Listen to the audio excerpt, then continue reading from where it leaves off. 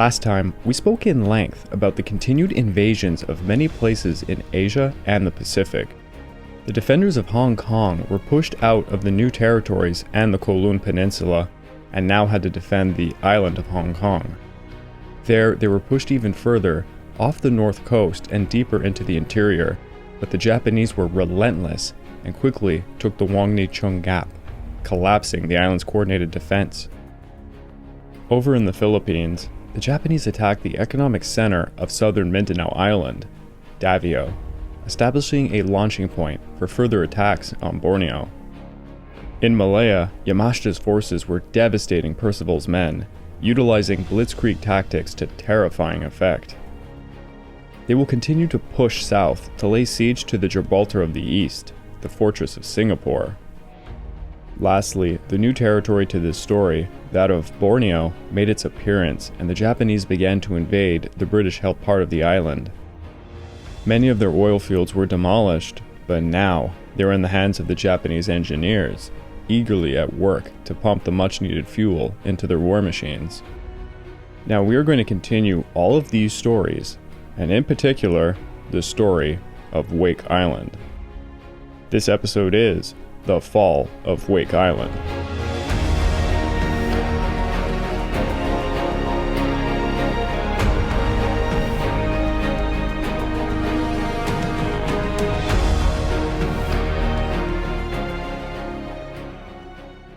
Welcome back to the Pacific War Podcast week by week, and I'm your dutiful host, Craig Watson. But before we can start, I just want to remind you, this podcast is only made possible through the efforts of Kings and Generals over at YouTube. Perhaps you want to learn a little bit more about the history of the Second World War? I recommend their episode on the Battle of Stalingrad. It's really amazing. And of course, they have a wider collection of episodes on many different historical events, so go give them a look over on YouTube. So please go subscribe to Kings and Generals over at YouTube and help us continue to produce this content by checking out www.patreon.com/kingsandgenerals. And hey, if after all that you are still hungry for some history-related content, why don't you go over to my personal channel, the Pacific War Channel, over at YouTube, where I have episodes like China during World War I. Give it a look, it would mean a lot to me. Back on December the 11th, Admiral Kajioka's invasion force lost the destroyers Hayate and Kizaragi.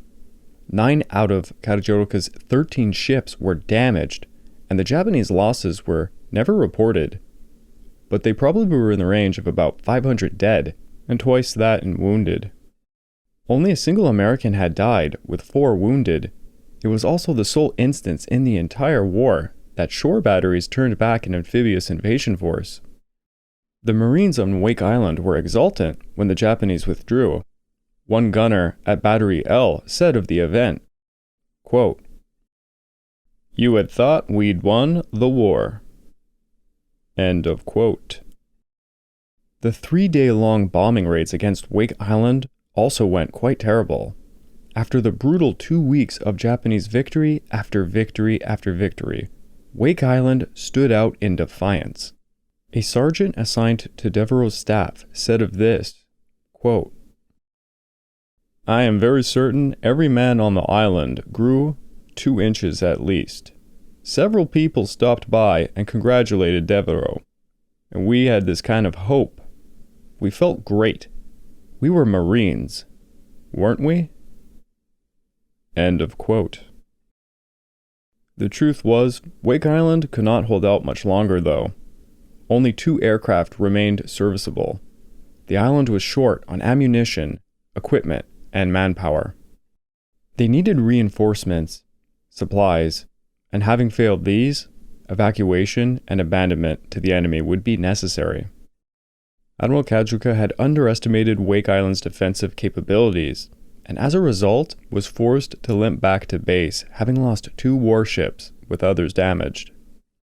Yet, despite his complete failure, Admiral Kajioka was not relieved from his command. Instead, Admiral Inoue offered him more assistance for a second attack. Since successful operations had ended against Pearl Harbor, Guam, and the Gilbert Islands, all in 1 week's time, there were now a few forces available to help Kajioka. Thus, Inoue assigned him a handful of cruisers, destroyers, and transports alongside 2 aircraft carriers, the Soryu and Hiryu, and plenty of Japanese Marines. Now, Kajioka had better odds to prove his worth to the other commanders. He would make his second attempt to take Wake Island. On the American side, Admiral Frank Fletcher's Task Force 14, with the carrier USS Saratoga, were tasked with the relief of Wake Island by Admiral Husband Kimmel. Kimmel had also ordered Admiral Wilson Brown's Task Force 11, with the carrier USS Lexington, to perform a raid on the island of Jalut in the Marshalls as a diversion to protect Fletcher's approach. Now, Husband Kimmel was relieved of his command on December the 18th. Vice Admiral William S. Pye became the acting commander in his place until Admiral Chester Nimitz would take over on December the 31st. Vice Admiral Pye had some reservations about Kimmel's plan to relieve Wake Island. He thought it was too risky.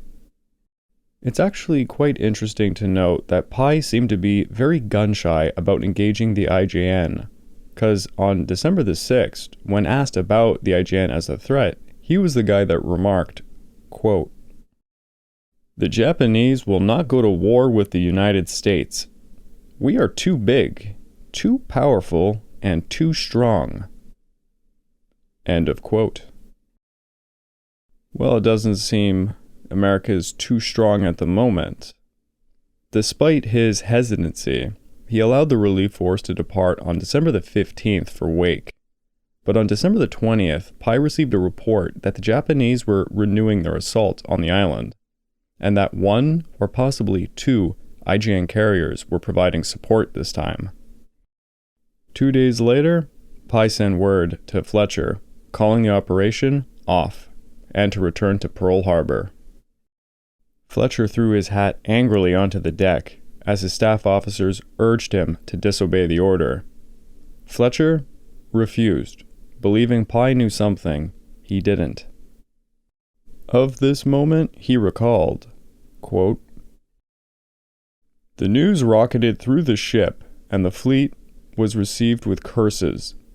Men hung their heads and wept." End of quote. Later, when President Roosevelt received word of the fall of Wake Island, he called the news, quote, "Worse than Pearl Harbor." President Roosevelt would never quite forgive Admiral Pye for his decision to abandon the defenders.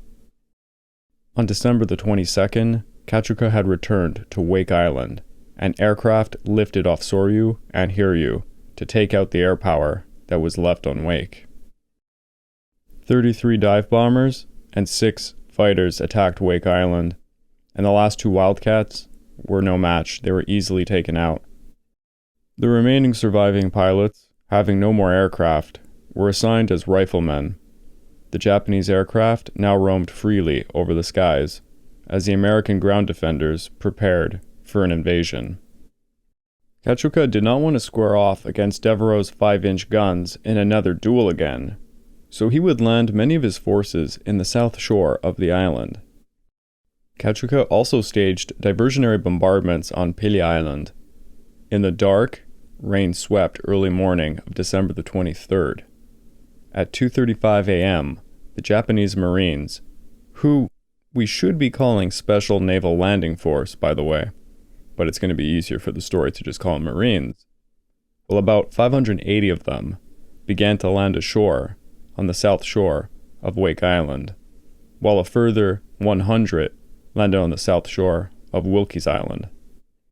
Lieutenant Robert Hanna, manning a 3-inch gun, began to fire on the patrol boats used to transport the Japanese Marines. He was backed up by grounded pilots who took up arms, led by Major Putnam. Hanna was able to take out 2 Japanese patrol boats, but as the Japanese managed to get onto the island, this cut the communication. As the Japanese began landing at various points, Devereux's Leathernecks left their gun pits to meet the invaders as infantry would. The grounded pilots and surviving ground personnel joined in. For 11 hours at close-range combat, the Marines, pilots, sailors, and contractors inflicted heavy losses on the Japanese. At one point, they wiped out a beachhead of nearly 100 Japanese Marines. Elsewhere, they delivered an effective counterattack against the Japanese trying to overrun the airfield, forcing the enemy back something like 900 yards. Now, because the Japanese had cut communication, Devereux and Commander Cunningham were basically in the dark at this point. Devereux ordered his forces from Pele to mount a last line of defense called Potter's Line, right in front of his command post. A small force of Japanese had infiltrated undetected on the eastern end of the airfield by this point. Now they advanced up to Potter's Line. At Wilkes, Captain Platt and his forces were quickly surrounded by 100 Japanese. Thus, he performed a surprise attack, inflicting heavy casualties upon them. Commander Cunningham received discouraging reports from all three islands that there were simply too many Japanese and too few Americans. So Commander Cunningham radioed Pearl Harbor to state, quote, "Enemy on island, issue in doubt." Japanese aircraft and warships were beyond the range of the few remaining shore batteries, as they shelled pockets of American resistance. Devereux was unable to contact any of his strong points. He had no idea what was happening a few yards beyond his command post. He later reflected on this moment, quote, "I tried to think of something we might do to keep going, but there wasn't anything. We could keep on expending lives, but we could not buy anything with them." When the communications went dark, it was at that time Commander Cunningham received word from the Navy that Task Force 14's relief force, it was not coming. The paint was on the wall. Cunningham gave the surrender orders at 7 a.m. He was trying to save as many lives as possible. Devereux and Sergeant Donald R. Mallock both took white cloth, tied it to mop handles, and walked across the island ordering survivors to lay down their weapons. Stunned defenders began to toss their rifle bolts, destroying their delicate range-finding instruments, drained hydraulic fluid from recoil cylinders, and surrendered. As Devereux approached a Japanese officer to formally surrender, the man offered Devereux a cigarette and said he had attended the San Francisco Fair of 1939. Over on Wilkes Island, the surprise counterattack had killed over 100 Japanese, at the cost of 11 Marines and 5 wounded. 49 U.S. Marines were dead, 70 U.S. civilians, including 10 indigenous Chamaros. There was also quite a few wounded. 433 U.S. personnel would survive to be captured by the Japanese. The Japanese paid a heavy price, 381 men, on top of 28 aircraft that were shot down and damaged. Enraged by their losses, the Japanese treated their new prisoners, military or civilian, quite brutally. They stripped them naked, others to their underwear with hands tied behind their backs with telephone wire, some with a second wire looped tightly around their necks so if they lowered their arms, they would strangle themselves. Personal items were stolen. Wounds were ignored. The prisoners were jammed into 2 suffocating concrete ammunition bunkers before they were herded to the airstrip and set upon there for 2 days in the hot sun. Eventually, they were given food and clothes. Admiral Kajioka showed up in his white dress uniform with a samurai sword and read out a proclamation to the assembled prisoners. The Japanese interpreter concluded, quote, "The Emperor has graciously presented you with your lives." Some Marines croaked out, "Well, thank this son of a bitch for me." For the next 10 days, the prisoners remained on the island until January the 11th, when Admiral Kajioka informed them they would be transferred. The next day, they were taken aboard the Nita Maru, where they were forced to run a gauntlet of cursing, spitting, strikes with fists, and heavy belts and clubs. They would have several buckets for toilets, no heat or ventilation, and for 6 days, given only tiny amounts of food. Some of the prisoners would be placed in Yokohama, others in Shanghai. During the voyage to China, Lieutenant Toshio Seto, commander of the Japanese Guard Detachment, selected 5 Americans, 3 sailors, and 2 Marines at random, blindfolded them, and bound them. They were brought on deck, surrounded by 150 Japanese sailors. The Americans were then forced to kneel as Seto read out loud, "You have killed many Japanese soldiers in battle. For what you have done, you are now going to die, as representatives of American soldiers." The 5 Americans were beheaded and used for bayonet practice before being tossed overboard. 380 prisoners never left Wake Island. They were kept there to rebuild the island's defenses.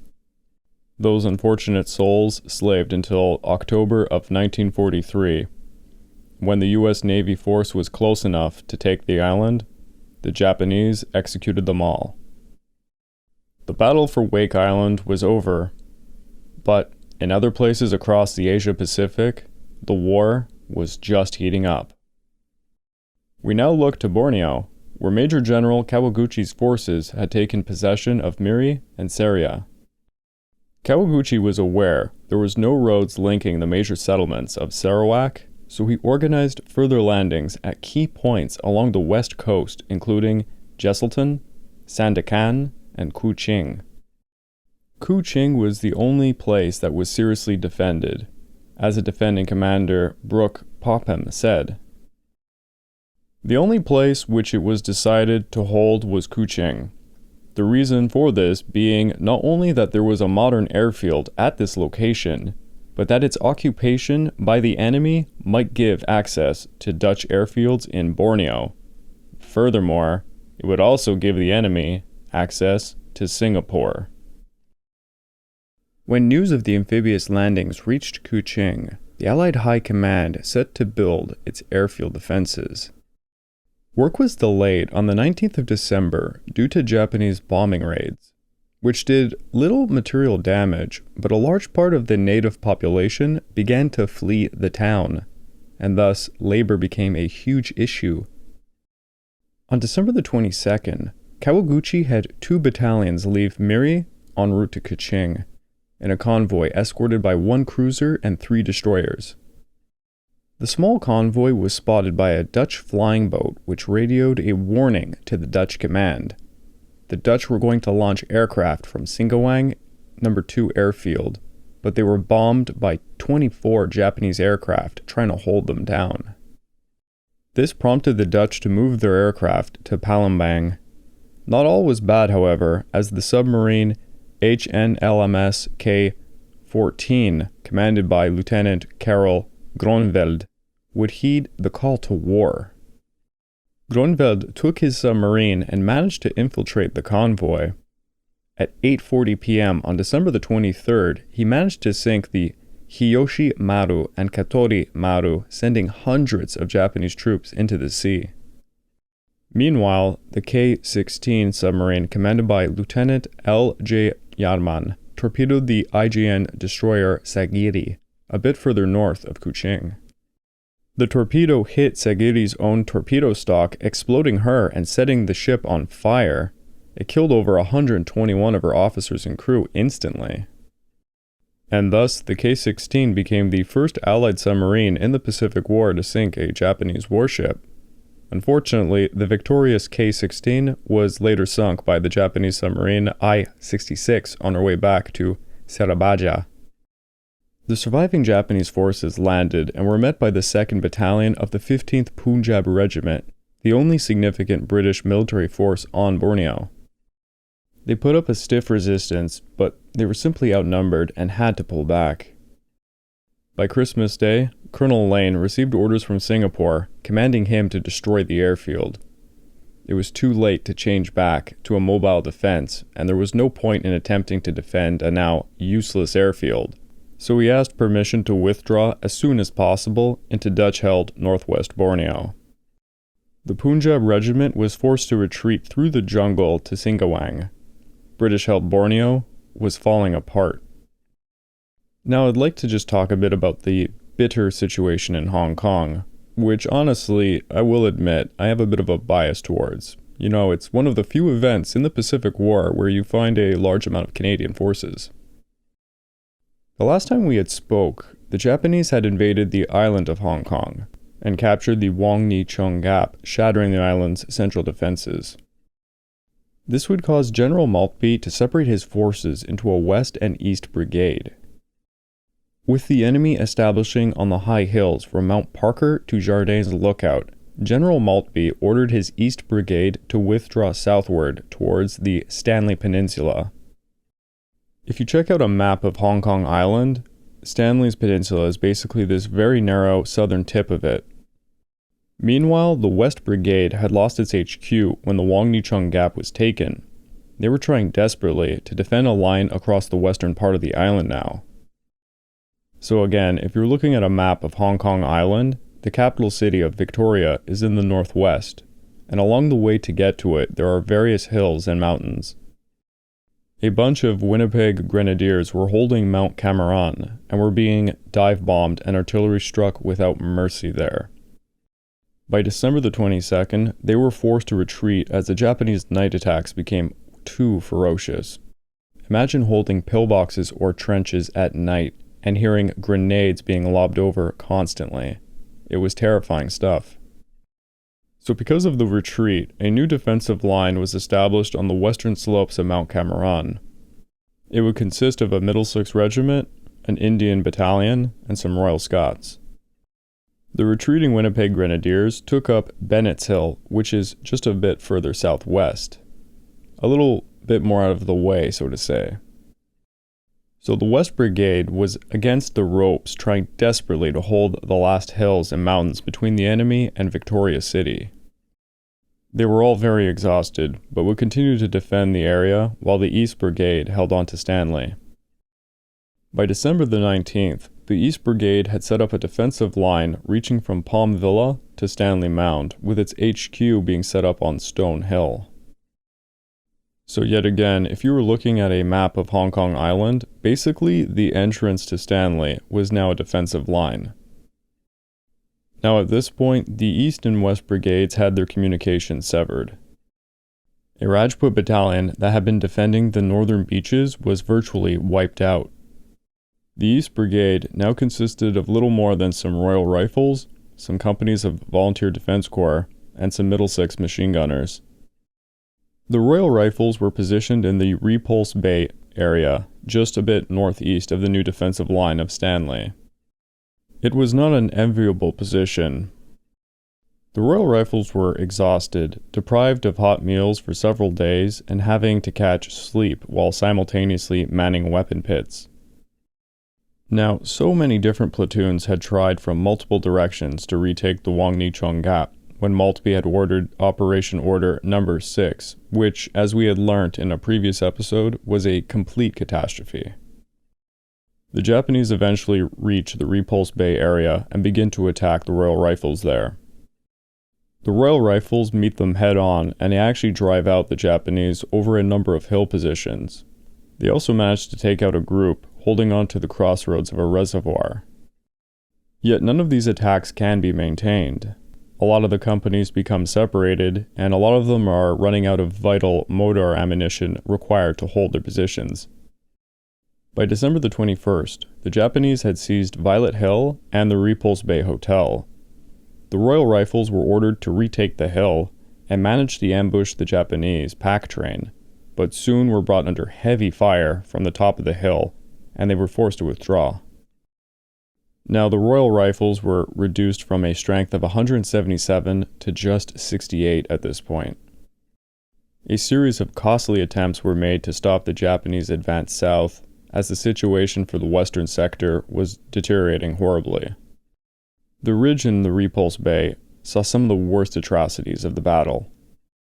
There, the Japanese executed 47 prisoners upon taking the ridge, many of which were Canadian. At the Overbays, the Japanese proceeded to execute 14 other prisoners. When the Japanese took the U Cliff, a further 7 to a possible 36 were also murdered. Later on, 50 bodies would be found lying on the road near these 3 locations. They were beheaded, bayoneted, and some even lit on fire using gasoline. In the evening of December the 21st, Lieutenant Colonel Home, now the senior surviving Canadian officer, spoke to Lieutenant Colonel Sutcliffe, who was commanding the forces of the Winnipeg Grenadiers trying to hold the crest of Mount Cameroon. Sutcliffe reported to him, quote, "My battalion was decimated, and yet the High Command was ordering my men to make counterattacks. So I asked Home if he could do nothing to stop what was considered a useless waste of lives." End of quote. Lieutenant Colonel Home took this to heart, and he began to inform Brigadier Wallace that he wanted to see the governor immediately. He would say to Wallace, "Sutcliffe's battalion was exhausted. Further resistance would only result in the waste of valuable Canadian lives. As a senior Canadian officer, he felt gravely responsible." The British commander Wallace persuaded Home to wait until the next morning. Home, the next morning, was more than ever convinced of the futility of the resistance. It's important to note that by this point on Hong Kong, the relationship between the senior Canadian and British officers was all but poisoned. Let alone imagine how an Indian or Chinese volunteer force was feeling. The Canadians distrusted the British commanders who, for the most part, got everything wrong in the whole goddamn operation. So at this point, Lieutenant Colonel Home was threatening a separate Canadian surrender, as they had lost all confidence in Brigadier Wallace of the East Brigade, Maltby, and other British staff officers. To the Canadians, it seemed like they were being sacrificed to ensure a symbolic honor of the garrison. As Royal Rifles Major John H. Price put it, quote, "There were plenty of Canadian officers who had battle experience in the First World War, who were competent to judge as to the possibility of a successful outcome of the defense of the island. Consider the facts. The island had been split in two by a vastly superior Japanese force. On the Eastern Brigade front, which included the Stanley Peninsula, the Royal Rifles and one company of Hong Kong Volunteer Defense Forces were the only troops who had fought continuously day and night, without rest, since the landing on the 17th, and were still carrying on all the fighting. By December the 21st, they had been greatly reduced in fighting strength, and by the 23rd, there were only around 500 in all ranks. It required no great military genius to predict the outcome of the battle once the Japanese had landed on the island, with their control of the sea and air, and great superiority in weapons and men. Home felt, and I think rightly, that he would be derelict in his duty to his men and to the Canadian government if he did not communicate his conclusions to the highest authority. Also, neither Home nor his officers had any faith in Brigadier Wallace's judgment, or in his conduct of operations. And who had better right than he had? He and his men were bearing the brunt of the fighting, and they knew from first-hand knowledge the strength and armament of the forces against them. The High Command had consistently shown an inability to grasp the realities of the situation, and to pursue tactics which might have prolonged the struggle, but could not have altered the final result. End of quote. Brigadier Wallace telephoned Maltby on the morning of December the 24th and told him, "You will not chuck it unless you run out of ammunition, water, or food. Do not talk of surrender. Put Colonel Home in a hospital." End of quote. During all of the chaos, on the evening of December the 23rd, orders were given for a general withdrawal to Stanley Peninsula. The defensive line had broke. The exhausted Royal Rifles were taken out to Stanley Fort, well down in the peninsula, for some much-needed rest. However, they would be soon recalled to action as the Japanese advanced on the Volunteer Defense Corps, which was left there, and they could not even hope to try and delay them. At midnight of the 24th, the Japanese made it to a field hospital at St. Stephen's College. And this is where our story is going to take one of its darkest turns. So I would guess it's at this point that I should say this is a warning. This will be rather graphic stuff. At the hospital, 2 doctors in charge, Lieutenant Dr. Colonel Black and his second in command, Captain Dr. Whitney, barred the front door, and Black called out, "You can't come in here. This is a hospital." With deliberate aim, one of the Japanese soldiers raised his rifle and shot the doctor through the head.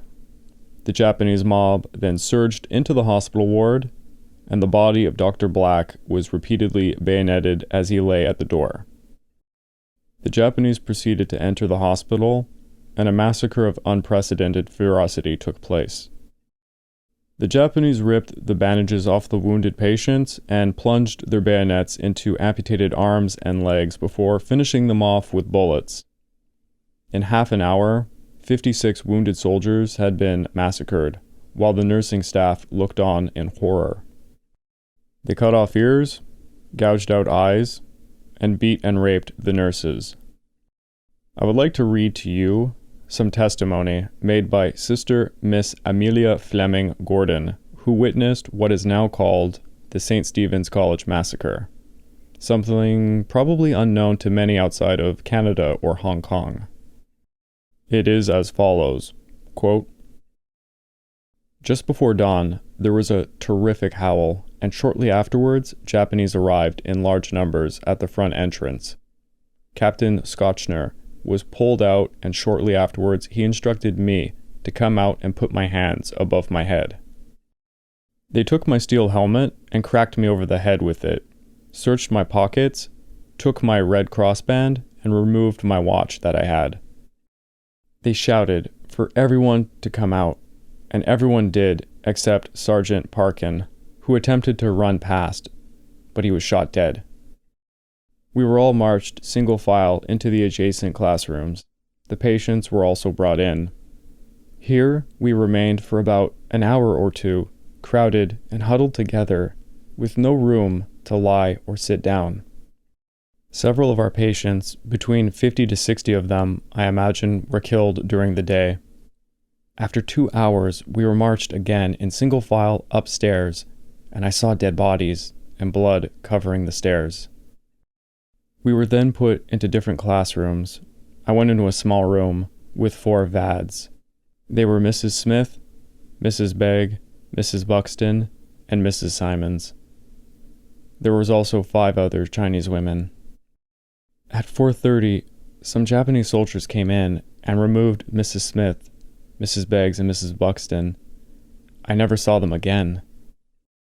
One of the Chinese girls told Mrs. Simons that they had taken out the 3 women to kill them, and they would soon return for us. We were later ordered to bandage wounded Japanese soldiers. They took us to another room overlooking the tennis court, where there were 5 dead bodies of Red Cross personnel. We were then made to sit on these dead bodies. Then I and Mrs. Fideo were taken to 2 other rooms. In my room, there were 2 other dead bodies lying there, and the Japanese guards told me to take off my clothes while they removed theirs. Before touching me, they apparently became afraid that someone was coming and made me put my clothes on again, and I was returned to the room where Mrs. Simons and Mrs. Leving still were. Mrs. Fideo joined us almost immediately in a weeping state and told us that she had been raped. We were left in peace for a short time only. 3 soldiers then came in and took me into a small adjacent bathroom. They knocked me down, and they all raped me one after another. and then they let me return. Miss Video was then taken and underwent a similar experience. Both Mrs. Video and I were taken out a second time and raped, but Mrs. Simons and Mrs. Leving remained untouched. We were all now desperate, and discovering there was a Yale lock on the door, we pulled it and locked ourselves in. They returned several times during the night, but did not force an entrance. End of quote. Rifleman Sidney Skelton of D Company of the Royal Rifles had this to say. The Japs stormed the hospital, throwing grenades and bayoneting the wounded. I had rolled under a bed, and I lay as still as I could. A Jap turned me over, kicked me in the face, and tore off my bandages. I didn't move, or make a sound. The guy must have thought I was dead and took off. I heard screams coming from outside. Terrible screams. I can still hear in my head 20 years later. I saw a Jap coming into the hospital and take men outside at random. One of the wounded they dragged away from his bed. They cut off his ears, and they ripped out his tongue. They then took him outside and shot him. I heard a British officer shout out, "If you can walk or crawl to the door, you may be allowed to live." So at this point, Skelton tried to crawl to the door. I was really confused from the anesthetic, and I started to crawl, dragging my blanket towards the door. A guy just ahead of me, a Hong Kong volunteer with a clasp knife in his belt, but his hands were raised. He was bayoneted as soon as he went out the door. The padre then grabbed me and slapped me to my senses. I'm alive today, thanks to him. A Japanese officer entered the hospital and saw Skelton, with his wounds bleeding. He tore Skelton's watch, hit him with the flat side of his sword, and ordered him to go upstairs. Though badly wounded, Skelton crawled up the stairs and into a room that would become his prison for the next 2 days. Skelton spent nearly 4 years as a captive, first in Hong Kong and then later in Japan, where he worked as a slave laborer in a coal mine. Somehow, he made it home, where he lived in Scarborough, Ontario. In a 1961 interview, he said, 24 years have passed, but I never forget Christmas of 1941. I invite anybody listening to this podcast to look up stories of the St. Stephen's Massacre. I literally chose 2 at random that I had never come across before. If you are truly interested in the horror that is war atrocities committed in the Pacific War, there is but one book I can recommend above all else. It's called The Knights of Bushido, A History of Japanese War Crimes During World War II by Edward Frederick Langley Russell. I myself have studied the history of genocide outside of the Pacific War, and I had to read countless books on atrocities, particularly the Bosnian genocide. But I can say this book is one of the hardest reads I've ever had. The Japanese soldiers bayoneted any and all British, Canadian, Indian, and Chinese soldiers who were not capable of hiding within the hospital. The survivors and their nurses were imprisoned in rooms as a second wave of Japanese troops arrived at the scene. Many nurses were gang raped, mutilated, and murdered. The following morning, the Japanese would order all the bodies to be cremated just outside the hall to hide the incident. Estimates range, but they think about 150 bodies were cremated. Back on December the 21st, General Maltby had sent a communique to the War Office indicating that resistance was almost at an end. According to Sir John Kennedy, the Director of Military Operations in London, quote, "We had to decide whether to order the troops to fight it out or give the governor permission to surrender as he wished to do. The psychological aspect was of an overriding importance, particularly with the Oriental enemy. If we fought to the last round and the last man at Hong Kong, we should gain an indirect military advantage, in that the Japanese would judge our powers of resistance elsewhere by the same standard. Therefore, my opinion was that, although it was an unpleasant decision, the garrison should be told to fight it out. When Prime Minister Churchill was informed, he sent a typical Churchillian message back. It is as follows. There must be no thought of surrender. The enemy must be compelled to expend the utmost life and equipment. There must be vigorous fighting in the inner defenses and, if need be, from house to house. Every day that you are able to maintain your resistance will help the Allied cause. Both the governor and the general had little choice but to agree.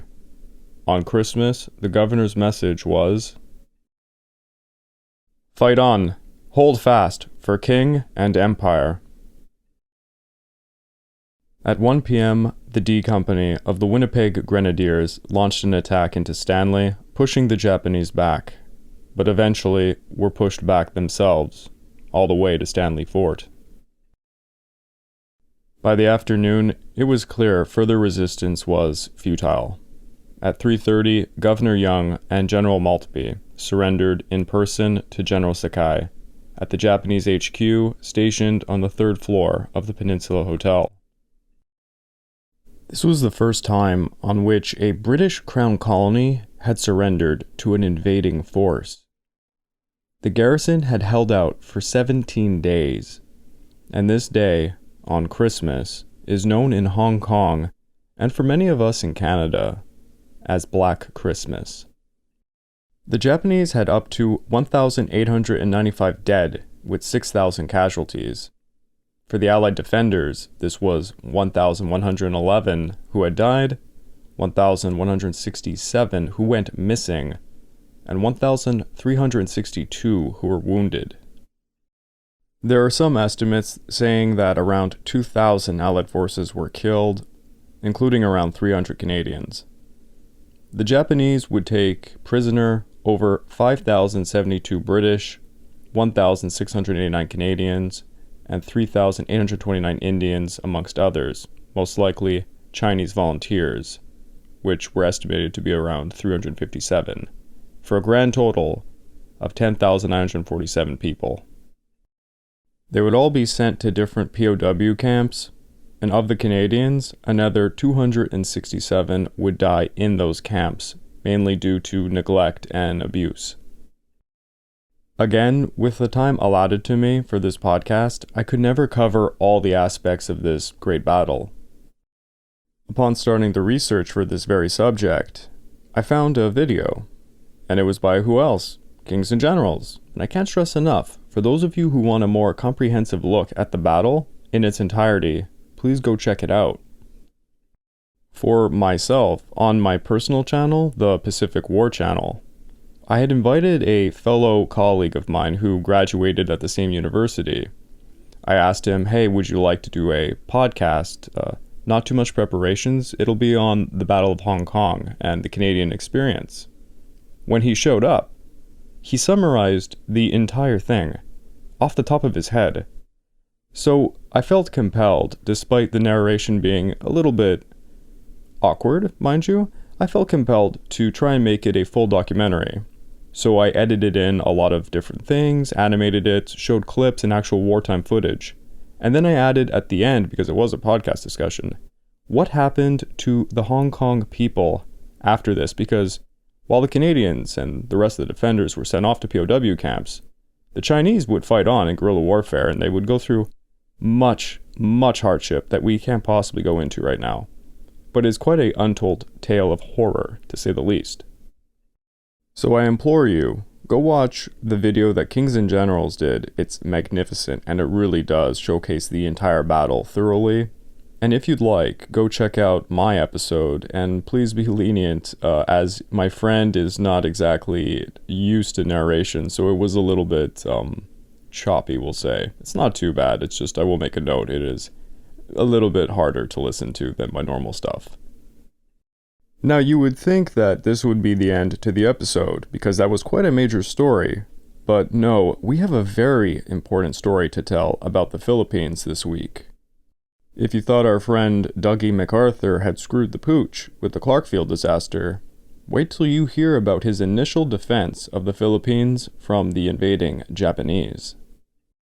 In the Philippines, Douglas MacArthur's Manila headquarters had recovered from its equilibrium after the chaotic first days of the war.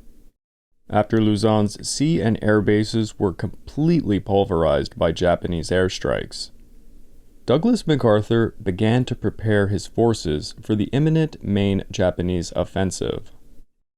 The most probable invasion site was going to be in the Lingayen Gulf.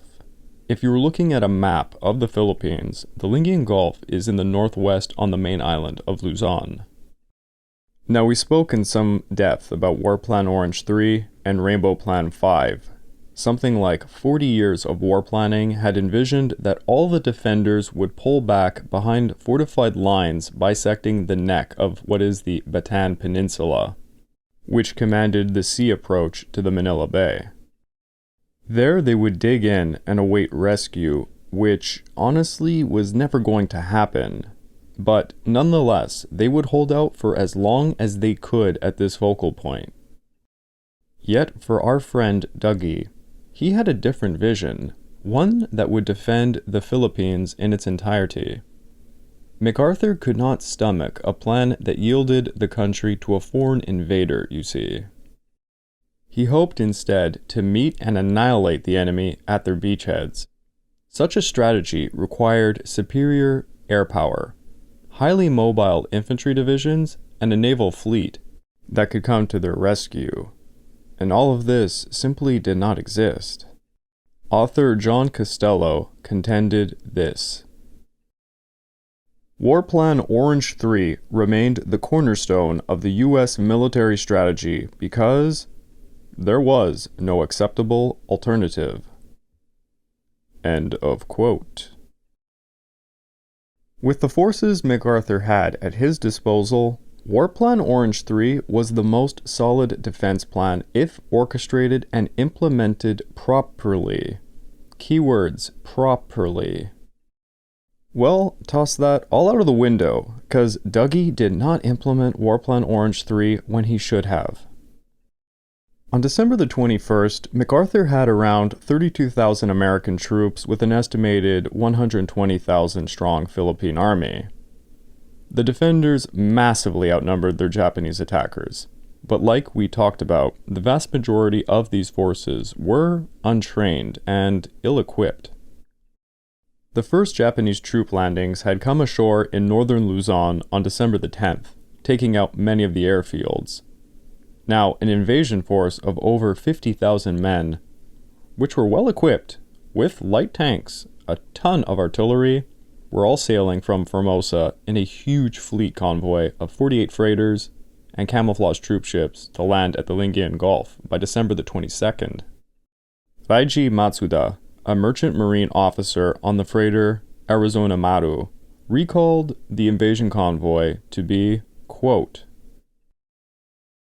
"It sailed in two long lines extending beyond the horizon in both directions." End of quote. Admiral Hart's American submarine force that had survived the Japanese bombings were expected to dish out heavy punishment on the enemy invasion convoy. But their performance would prove to be very disappointing. Despite the 29 submarine force constituting the largest submarine force ever assembled by the United States at that point, for a plethora of reasons such as faulty torpedoes, poor training, inept commanding officers, and simple bad luck, they caused little to any damage to the convoys. A huge issue they faced was actually the loss of an adequate communication system, because the low-frequency radio tower at Stanley Point was taken out. Another large issue was the fact that the commanders of these submarines were conditioned by pre-war doctrine, which held that fleet submarines were more of scouting vessels, and they were much more vulnerable to air and anti-submarine attacks than they actually were. The shallow inland waters of the Lingayen Gulf did not help either, and it made it extremely difficult to maneuver for submarines. So in the end, the submarine force was able to take out a single troop ship. Yeah, 29 submarines. After that, a few B-17s and the Navy's PBYs flying from Australia did manage to give some licks to the convoy, but casualties were also quite minimal. Honestly, the Japanese faced greater losses as a result of choppy seas and high winds. Several of their boats were overturned. Raiji Matsuda recalled, "It was terribly difficult to load soldiers and supplies on the bobbling boats. Enemy planes struck at us at dawn, aiming primarily at the beachheads. Bullets from strafing planes chased our boats to the shore. Arizona Maru poured fire into the sky. We saw enemy planes spiraling down, trailing smoke. Our ships were rocked by concussions of exploding bombs and the force of walls of water striking our sides. Most of the ships, however, unloaded successfully, and the landing force began its drive on Manila." End of quote. It was to be the largest and most successful amphibious troop landing up to that point in history. The force got ashore with most of its artillery and supplies and around half of its tanks. The failure of the submarines prompted MacArthur to ask Admiral Hart, quote, "What in the world is the matter with your submarines?" Admiral Hart would later recount, "MacArthur is inclined to cut my throat and perhaps the Navy in general." So, alongside the failure of the submarines and the Air Force to hammer the convoys as envisioned, you would imagine it's time to implement War Plan Orange 3 and hunker down. But no. MacArthur placed the North Luzon force under the command of General Wainwright due to the recent Japanese landings in the north. Then MacArthur sent his crack troops, some of the Philippine Scouts, the 4th Marines, and the 31st Infantry, passively into the south. It was to be the ill-trained Filipino army that he sent to the actual beachheads that were going to be invaded. 2 Philippine Commonwealth Army divisions were sent to protect a 120-mile coastline, one of which had artillery.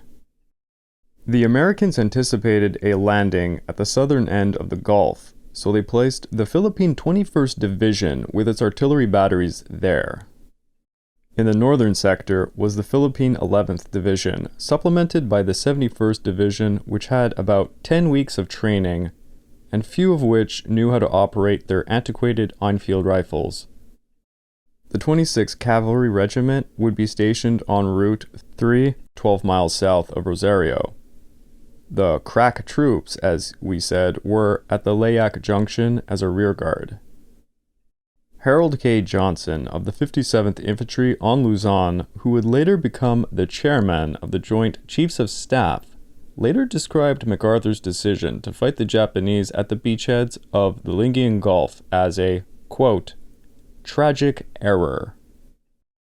The Japanese army brushed aside the green, poorly equipped conscripts of the Philippine army who broke ranks and ran for their lives, and you can't blame them.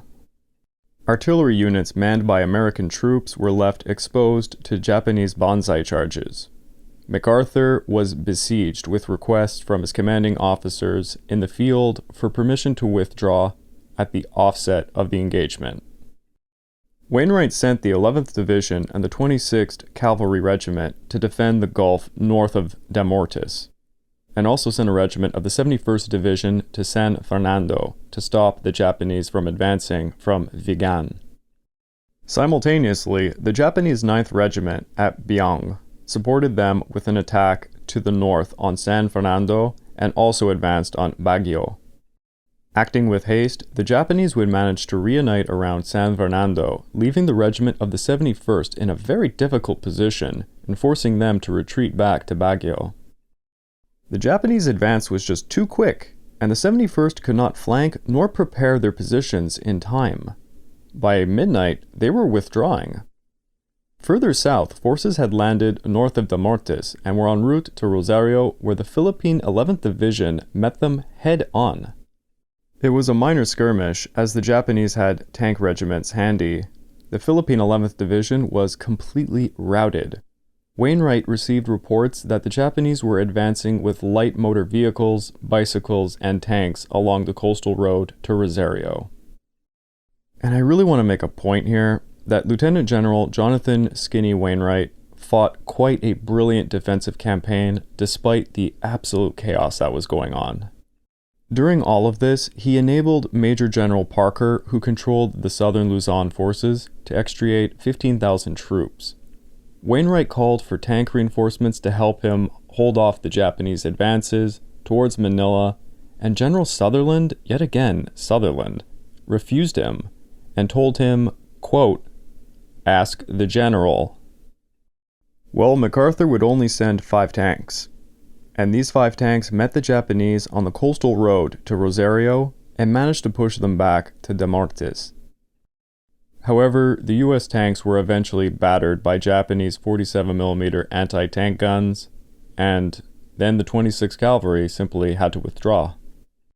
Thus, Rosario became a focal point of resistance, and there Japanese tanks penetrated the 26th Cavalry rearguard, causing massive casualties.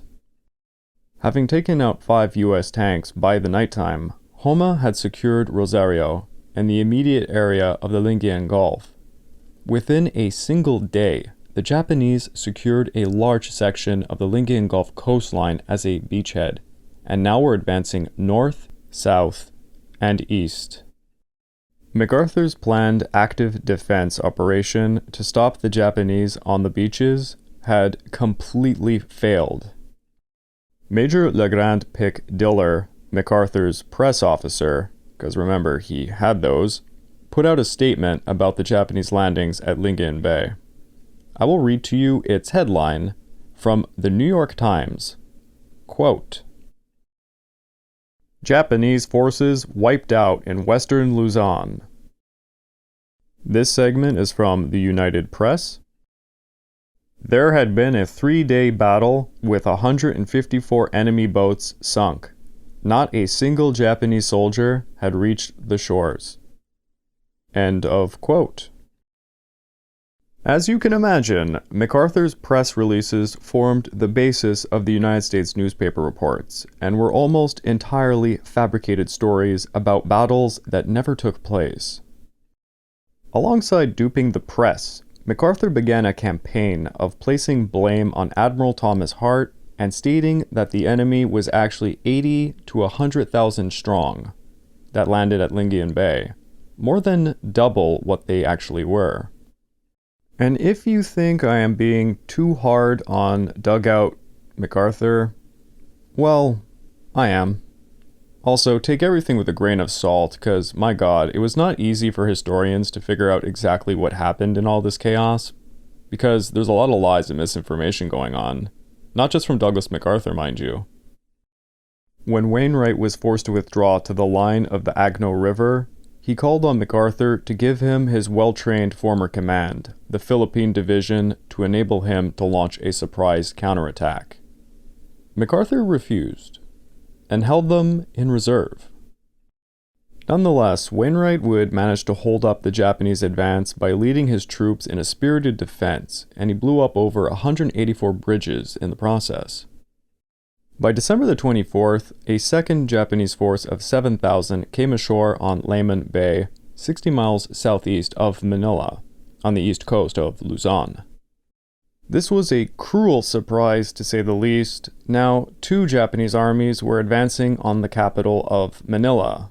MacArthur's dispersed and overstretched forces were now caught in a pincer movement as the Japanese consolidated their hold over Luzon, marching towards Manila. MacArthur, over at his headquarters in Manila, began to radio General Marshall asking if carriers could bring pursuit planes within range of the Philippines, stating, quote, "Can I expect anything along that line?"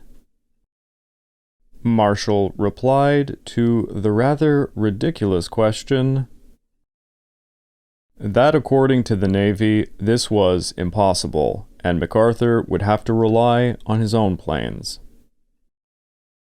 Those planes were, of course, being already ferried to Australia at this point.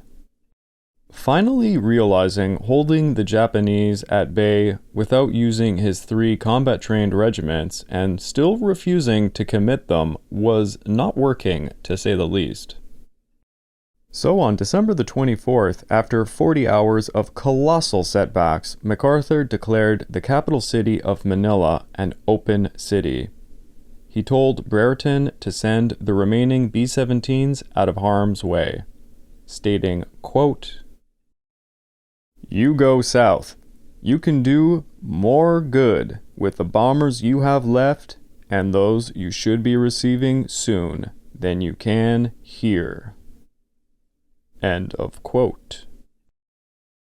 Then MacArthur issued the order, "Put War Plan Orange 3 into effect."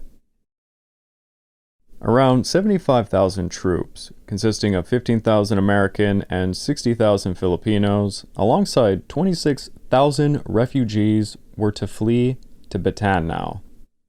The logistical nightmare that ensued should never have occurred in the first place had War Plan Orange 3 been implemented at the offset the way it was supposed to. The situation was absolutely horrible. His forces were caught in giant pincers. Brigadier General Charles Drake's Supply Corps desperately attempted to move tons of food, ammunition, fuel, and medical supplies to the Bataan Peninsula, as they were hampered by air raids, lack of vehicles, lack of personnel, and most importantly, a lack of time. Wainwright's Northern Luzon force fought everywhere it could to help delay the Japanese from hitting the fleeing forces moving all of the war equipment. There were over 5 delaying positions set up in central Luzon alone, and a substantial amount of forces were stuck on the various islands of the Philippines. They should have never been deployed to these islands in the first place, let alone fighting all over Luzon. And all of this war equipment, as I must now repeat, as War Plan 3 stated, should have been moved at the offset of hostilities. As a result of the pure chaos, only a portion of the much-needed war supplies would actually make it to the Bataan Peninsula. In addition, the pre-invasion construction of the planned Bataan fortified defensive positions were all completely neglected. MacArthur and his staff folded up shop and sailed in an old coal steamer ship across to the Bay of Corregidor Island, just off Bataan. The President of the Philippines, Manuel Quezon, presently suffering from tuberculosis, made the agonizing decision to go with General MacArthur, fearing for the fate of his people. But he was unwilling to become a collaborator. Allied forces traveled north on Route 3 in a long, disorderly convoy of trucks, buses, jeeps, and ox carts. The army shared the road with thousands of civilian refugees, all going on foot. War Plan Orange 3 required the Bataan Peninsula to be stocked with sufficient food and medical supplies to enable an army of 40,000 troops to withstand a Japanese siege for over 6 months. They would end up with enough food and medical supplies for a 30-day siege. One thing was going for the Americans, and that was the Japanese were caught completely off guard by the retreat. It goes without saying, coordinated strafing attacks by the Japanese Air Force on densely packed roads to Bataan would have been absolute massacres.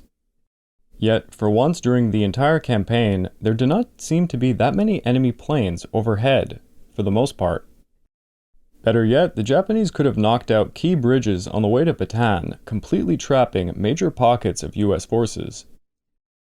Just to add to all the chaos, MacArthur placed the Southern Luzon Force commander, Major General Parker, as the commander of the Bataan defenses. Then he assigned the Southern Luzon Force to Brigadier General Albert Jones. Jones immediately planned to delay a possible Japanese advance through the mountains of Manila, while at the same time fighting an aggressive withdrawal into Bataan. Prior to this, the Japanese under Commander Kajioka had disembarked at 3 different locations in southern Luzon. Major General Parker had ordered the 1st and 51st Divisions to move on Legazpi to counter some of these invasion forces, and now he had to switch command all the way over to Bataan simultaneously. So now, in southern Luzon, 3 Japanese military groups were invading and consolidating their positions to march on Manila. Now, War Plan Orange 3 was initiated, and MacArthur ordered Jones to efficiently coordinate with Wainwright for the retreat to Bataan, because if one of them retreated too fast, then the other would be trapped and annihilated. So Jones established his main defensive line at the town of Los Banos as his Filipino forces were being pushed back heavily from the Legazpi area. Wainwright, in the meantime, began to withdraw to his second line of defense, ranging from the Zambales Mountains to the town of San Jose. On December the 25th, Jolo of the Sulu Islands were also invaded, as General Sakaguchi had departed Davao back on the 23rd. He captured the city and its airfield, facing little resistance. Now Sakaguchi could use this as his main base to conduct operations against the Dutch-held part of Borneo. From December the 25th to the 28th, Manila was bombed despite being declared an open city. Homa's forces took the towns of Carman, Tayug, San Manuel, San Quintan, but did not manage to rout the fleeing allies just yet. On December the 27th, Wainwright had successfully reached his second line of defense. The South Luzon force, despite its ridiculous circumstances, would manage to withdraw and successfully execute leapfrogging techniques to cross over bridges to get to Bataan. I would be remiss for not bringing up one last thing before we close out for the week.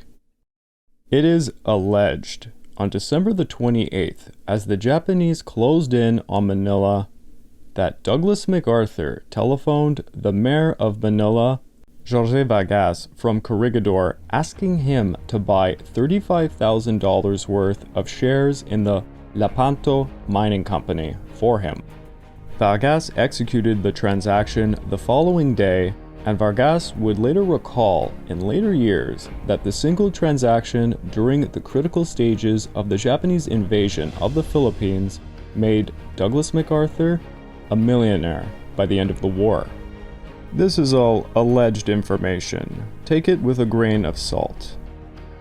Now, outside the conflict, the Thais would sign with the Japanese a treaty of alliance, from which they would receive the northmost Malay states that were lost during the previous century. They were also promised the Shan states in Burma that they had lost to the British a century ago. So they would mainly support the Japanese in their offensives against these regions. At the same time this is all occurring, British and American military leaders, as well as President Roosevelt and Prime Minister Churchill, met at Washington in the Arcadia Conference. The Arcadia Conference would last until January the 14th and will have a very important effect on the war, which we will discuss down the line. But the most important one would be that it's a reaffirmation of the Europe First strategy already proposed in the past conferences. I would like to take this time to remind you all that this podcast is only made possible through the efforts of Kings and Generals over at YouTube. So please, go subscribe to Kings and Generals over at YouTube and help us continue to produce this content by checking out www.patreon.com/kingsandgenerals. And if after all of that you are still hungry for some more history-related content, why don't you go check out my personal channel, the Pacific War Channel, over at YouTube. It would mean a lot to me. Now this is where I have to leave you for now. But next week, we're going to cover the continuation of the Japanese advance down the Malay Peninsula and the American retreat into Bataan. But let me leave you with this. Historian John Keegan wrote of the Bataan defense, quote, "If properly defended, it should have resisted attack indefinitely, even though the garrison was short of supplies. In forming their line on the first mountain position, MacArthur's troops made the exact same mistake as the British were simultaneously making in Malaya. They failed to extend their flanks into the jungle on the mountain slopes, and in consequence, their flanks were quickly turned by Japanese infiltrators."